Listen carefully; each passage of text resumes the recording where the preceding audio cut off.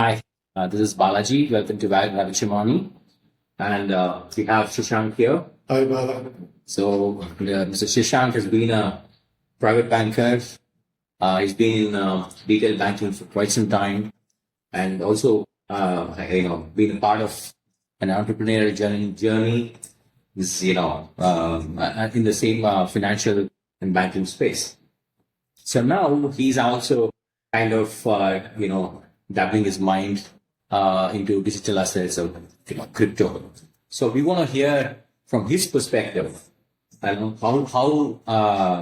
crypto allocation will happen from the traditional banker perspective, traditional investment. So let me hear you all. Thank you, Balaji, for having me here. And I'm happy to, take care of some of the questions that you may have and the background that you have outlined. So let me understand that predominantly the agenda that we may cover is how customers invest. Why do they invest in certain assets, right? How does digital asset investment make sense for them? What they're looking at? And what are the predominant risks involved? So it's very well understood that, investment sentiment is driven by maximizing the returns for any investor and minimizing the downside risk. It could be irrational, but that is how an investor predominantly thinks. Whether at a small investor, a retail investor, or a high net worth investor, private banking, or family offices and institutional investors. Along with that, maybe there are other aspects also of hedging and taking positions which are more driven by speculation. So let's stick to wealth management perspective. So if you look at the current market scenario and the opportunities which are there for the investors, bond market's secular decline has come over a period of time. Right. Currently, the bond yields are coming down. Equity markets are showing very narrow gains. Over the last 10, 15 years, I think only the US equity has offered, about 10% annualized return. Right. But global equities have moved. Right. Inflation has been managed in a more hawkish way by FOMC teams and the other Fed teams across the different economies. And that's been the priority. Right. Also with, the decline in US influence globally, you will see, political and economic outcomes will influence, or not having those outcomes will influence, the way the markets are positioned with the opportunities. Right. Additionally, we have also seen that more and more corporates today, or companies today, are moving towards, or taking a rather private stand, instead of going public, they're happy to stay in a private.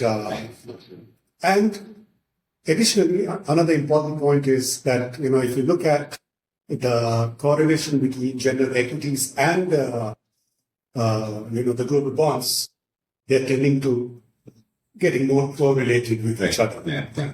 Which limits the diversification, perspective, or, with which any investor begins with the asset allocation. Yeah. So that's the scenario that we are looking at from investment environment in which traditional investors have played their asset allocation. Right. And, diversification within these assets or among the assets from both systematic and unsystematic risk perspective. Alternate investments, though, offer, opportunities, but availability is difficult for the retail investors. So where do the investors look at now in the current market scenario? And why do we feel that digital asset investment or the space makes sense? To begin with, I guess it is well understood that digital asset ecosystem is at the frontier right now, Right. which brings a lot of interest from varied and being the frontier, opportunity. Momentum investing brings an additional excitement into the investors' mindset. What I mean is that with more user base going up, and with more developers and players coming into the ecosystem, we'll see a network effect, Right. which will help the investment opportunities that present itself. So you're saying that this whole ecosystem development increases the adoption rate from the traditional. Correct. And there are other influences, which, on the adoption side, that more from individual customers and private wealth management customers that will come up, more family offices for that customers. Right. So do you think that there will be some increase in the portfolio allocation for the digital assets? So I think there is a case for that. Okay. And let's understand that. So, if you look at the risk return spectrum, digital assets have opened or expanded this risk spectrum. Typically, 3-year rolling, volatility of digital asset asset class has currently come down to about 70%. At the same time, it is also reflecting a return of about 35-40%. That's an exciting space. How do we make it more exciting for an investor who is keen to lower the risk, or minimize the drawdowns, which typically is seen a very sharp drawdowns in this asset class. So, for the fact that there is a new or expanded risk return spectrum which an investor is keen to look at, what would help the confidence in the investors? Currently, 90% of the investment in the digital asset category is in the layer 1 protocols. Right. Within that also, it's dominated by Bitcoin and Ethereum cryptocurrencies. Right. And on the stable coins, USDC. So that's where most of the allocations have gone in. But what is increasingly being seen is institutional investors are now, despite the fact that 2022 was a difficult year for the asset class, value investors will think it differently. They think that this is the right time to come in. Right. But what helps the investor confidence even more are the institutional investors who are taking interest in this entire ecosystem. Where institutional investors are also getting interested is in the tokenization of digital of the assets, and tokenization of their own assets as well. Right. Because it opens up the market, brings in more liquidity, more pairs, and so that opportunity is exciting for the institutional investors. Right. Also, they're looking at, on the digital asset infrastructure side, or service provider side, there are two different aspects. One is on the infrastructure side, like your digital exchanges, or the software developers. Right. On the application side, you have DeFi's and NFTs. Right. So we quickly looked at, how the institutional investors are interested in tokenization, not only as an investment class, but tokenizing their own assets also. So, with the investors' ability, or institutional investors' ability to expand this ecosystem, there is a confidence building which is happening at an individual level also for the investor. Right. So I think from that perspective, things are very encouraging in a couple of years that we look at the industry. Right. There'll be more investments going in digital assets, service providers. Mm-hmm. There'll be more investments in the DEXs. Mm-hmm. As one can see that, the trading volumes on the DEXs have gone up, which indicates that, there is an activity happening and there are more players who are joining in and there are more investors who are trading and all these perspectives. Right. So, having understood that there is a case in point from diversification perspective that digital assets play a role, from case in point that return risk perspective that there is a case, there's an opportunity from digital assets investment perspective. Now comes, how do we make it accessible to individual investors who are averse to that kind of a drawdown to the portfolio? Right. Because, today, if we look at any typical traditional portfolio, asset allocation is about 55% on the equity, 30% on the fixed income side, 5% on the cash, 5% in commodities, and about 5 to 10% on the alternative investments like PEs and venture capitals. Right. That's the overall structure. And with the kind of risk return opportunities which a digital asset investment offers, investors would traditionally be more worried that, of their allocation. Yeah.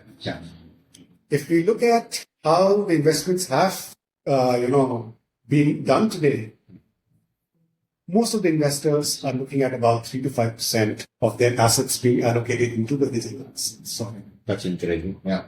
Which would help their risk return objectives by, because there is an opportunity of, Sharpe to move up from Sharpe ratio to move up from 0.7 to 0.8 to about 1.2 to 1.6. Yeah. That's a very compelling case. That is. Yes. But they need to have an ability to take, greater loss tolerance in their allocation. Yeah. Now that's in a sense if they are investing directly into the asset class. So that's how investors are looking at allocation perspective. That how much they may look at 1% in the traditional allocation, 2%, 3%, 4%, 5%. But individual investors are more open to taking their investments to 10%, 20%, 25%. Yeah. But the problem with the individual investors are access. Right. So enablers, basically. The enablers. More of permissionless, participation, into the assets. Yeah. But from overall, investor perspective, be it institutional class or the individual class, and the entire spectrum in between of family offices and wealth managers, primarily their current concern is on the regulation side. Okay. The regulations are not yet clear. Right. Regulation could be from various perspectives that how you are, treating the asset class as commodities, as securities, or if you're looking at, how you are, looking at the taxation aspects of the securities. Then, of course, the risks and restrictions are, of different jurisdictions. That's the main list. Because today the investors are global in nature. Right. They are looking at different asset allocations and diversification happens across the global. So how does some interventions from the government is taking place, but a lot needs to be done. Right. Volatility, of course, is understandable, is a concern. Custodial risk is another concern. Right. Institutional players still prefer a traditional finance companies as their custodial partners. Right. Right. And not to say that some of the trust issues which resulted in, the drawdowns of 2022. But it's encouraging to say that none of these risk factors or the risk factors which affected, FTX and such were not related to the technology per se. Yeah. It was more of governance and governance issues. So if governance issues are, understood and tackled properly, I think a large part of the risk will be assuaged among the investors. I mean, basically, I think this is regulation will be there. We don't have any control of that. But the uncertainty of the regulatory aspects, that's the one I think it's kind of stopping the space. Yes. But yeah, I mean, largely, it's slowly it's getting there, and I think we hope that more and more investors seek into digital assets. Correct. So that opportunity investors would not like to miss. Yeah, of course. Yeah. But how does the DeFi players come in and make available the options which appeal to investors or which appeals to individual investors by structuring the right asset classes. Right. The structuring the product in a way that it participates in the digital asset underlyings. Right. With the financial instruments, derivative instruments, which will also help lower that's it. Absolutely. Typically, principal protected notes have helped during the internet .com bust time. A lot of principal protected notes came in, which were again underlines were all kinds of derivative underlines were equities, fixed income, interest rates, FX, commodities, so on and so forth. Today, the same digital asset class can become part of that structuring as well, where for different risk, different profiles of risk, categories, structured notes can provide protection in principle, whether it's 90% protection, 100% protection, 80% protection, so on and so forth. Yield generation strategies are also very exciting in digital asset space with staking and liquidity pools and the lending protocols. There are opportunities where peer-to-peer, decentralized opportunities are, offering a lot of yield generation opportunities for the investor. Correct. How do we, as in the structured products, build the opportunity for investors once again from protecting the principal perspective to enhancing the yields. So there is opportunity for fund managers and derivatives player in digital asset ecosystem to bring in opportunities structured in a way which offers the right kind of a risk appetite to each individual class, and that would help uptake in the DeFi ecosystem. Right. Another exciting thing or interesting to notice that currently DeFi is valued at overall valuation is at about $100 billion from our side. When we look at decentralized finance. Yeah, it's very share. Yeah. US equities in itself is about $100 billion. Yeah.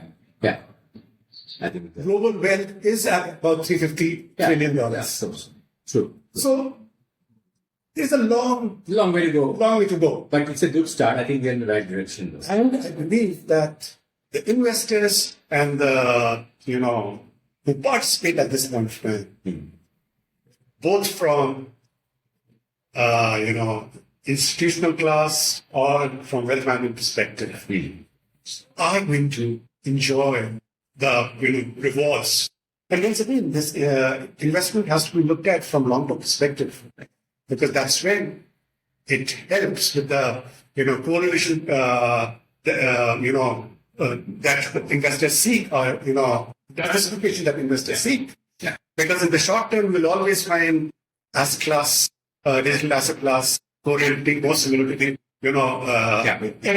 agree.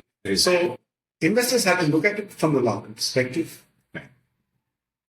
Service providers in the DeFi, asset management providers in the DeFi segment need to understand that there are investors of various risk profile. Products are being structured. Yield generation strategies currently are most popular. Then there are index-based structuring and other derivatives-based structuring. So I'm looking forward to this play of structured products in the DeFi segment. Right. And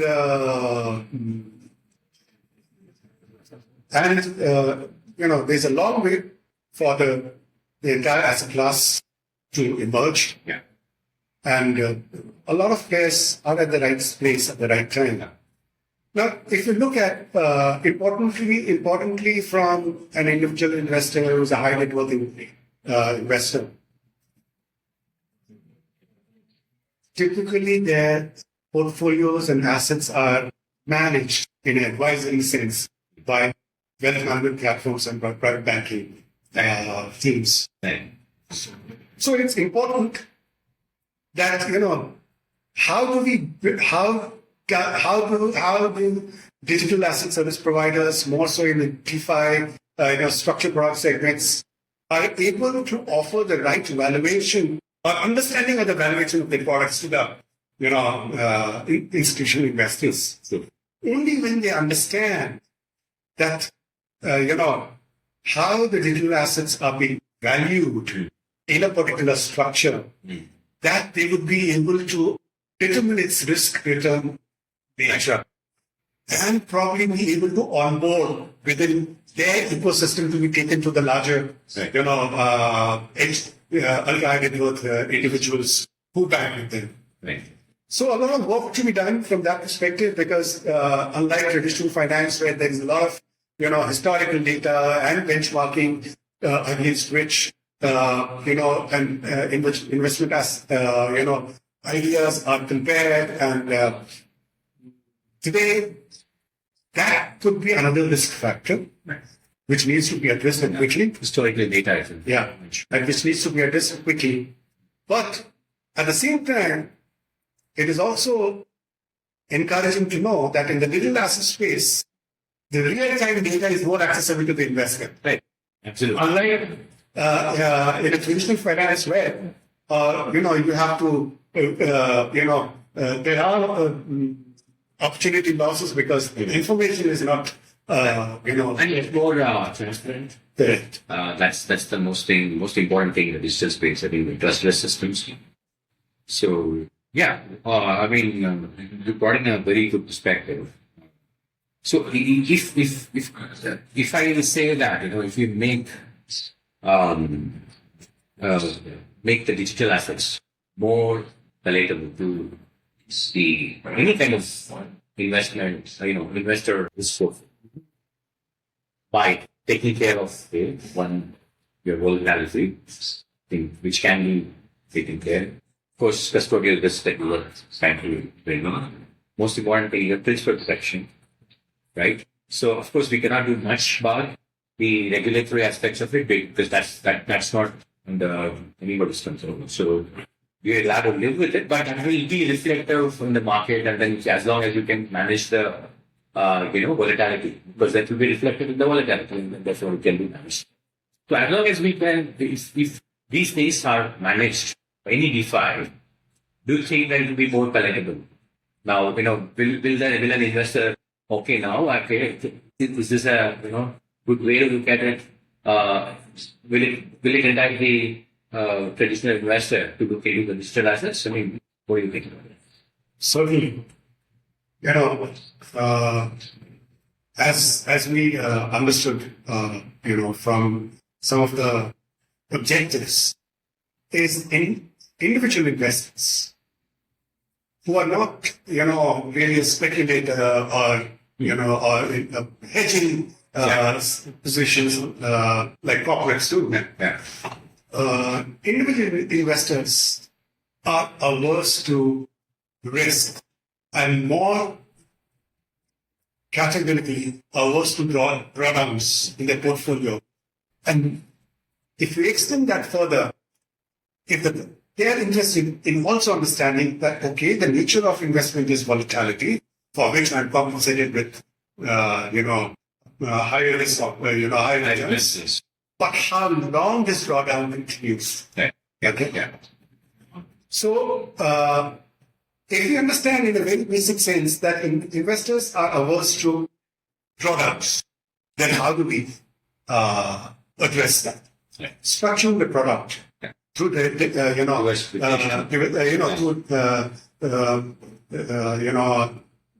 tools with the underlying could be as volatile as any of these assets. But if there are right derivative tools which can structure, and offer, a protection against that drawdowns and the elongated drawdowns, there is no reason why investors will not be, because there is a clear analogy at the dot-com bust when there was no investment on the equity side. The only difference that I can see is we were at the bottom of the interest rate cycle. Interest rates were at the rock bottom. Equities nobody wanted to invest in. Inflation was very low. There were no, the bond yields were how can investors come into the market? Structured products offer them the opportunity to participate in the technology and such such skills, but with protection and the right derivative tools. It helped customers that they were able to earn yields which were much higher than the yields which the US Treasury offered at that point in time. And most of these notes were investment grade notes. In fact, AAA, AA plus, rated notes. So there is a blueprint. That blueprint can be taken to the investor with digital asset as investment category. And exciting, offers could be developed through structuring units. So I'm very confident that structuring opportunities for different, investment horizons would appeal to investors who look at, opportunity not only from, time factor is an important in scale. Time diversity. So, currently, I think we are looking at, we are seeing a lot of opportunities which are being taken to the market in a structured way, with digital assets as an underlying asset class. And there is an interest in the investors. Well, that's a wonderful insight from you, Shashank.